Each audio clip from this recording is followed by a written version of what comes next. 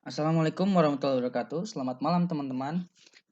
Welcome back to our channel. Kali ini saya akan membahas tentang tata laksana konstipasi dan diare. Apa sih itu konstipasi? Konstipasi merupakan penurunan atau tidak adanya frekuensi defekasi atau pasien itu menjadi keras dan kering. Konstipasi dibagi menjadi dua, yaitu akut dan kronik. Akut keluhannya kurang dari 3 sampai 6 bulan, sedangkan kronik itu keluhannya lebih dari 6 bulan.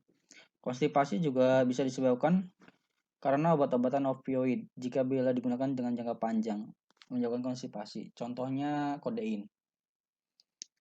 Kemudian ada terapi konstipasi. Kita dapat membuat singkatan biar lebih mudah menghafalnya. Kobes atau biasanya dalam bahasa Jawa itu kobes.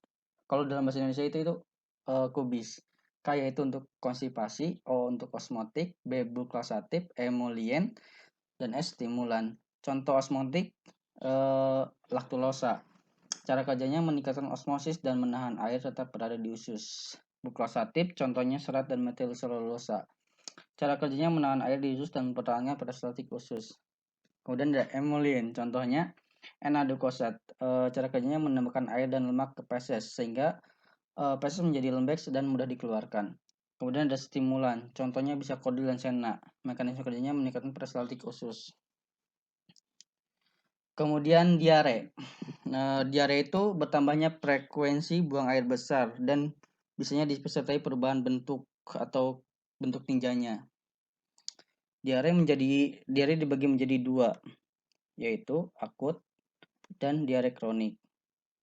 Diare akut kurang dari 3 hari, sedangkan diare kronik keluhannya lebih dari 14 hari. Terapi diare untuk anak yaitu first line-nya atau pengobatan pertamanya yaitu digunakan Oralit 200 ml dengan perbandingan 4 bagian gula dan ini satu bagian garam. Kemudian bisa juga ditambahkan zinc untuk memperbaiki motilitas usus. Macam-macam terapi diare. Pertama ada golongan opioid dan turunannya, contohnya loperamid.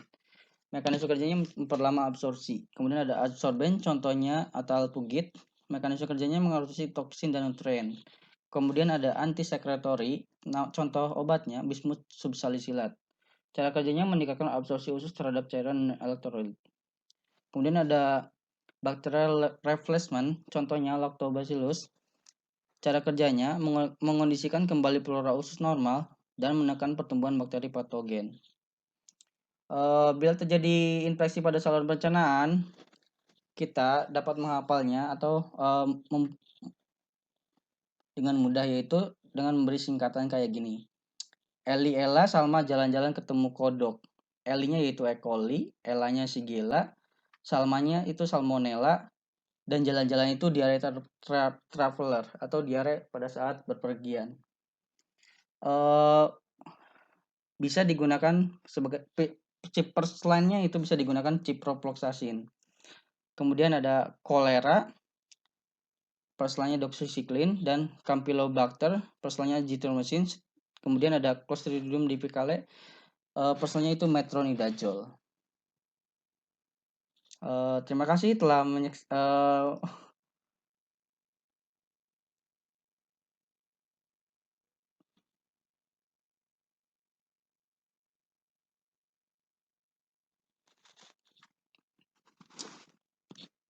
terima kasih telah menonton omongan saya yang tidak jelas.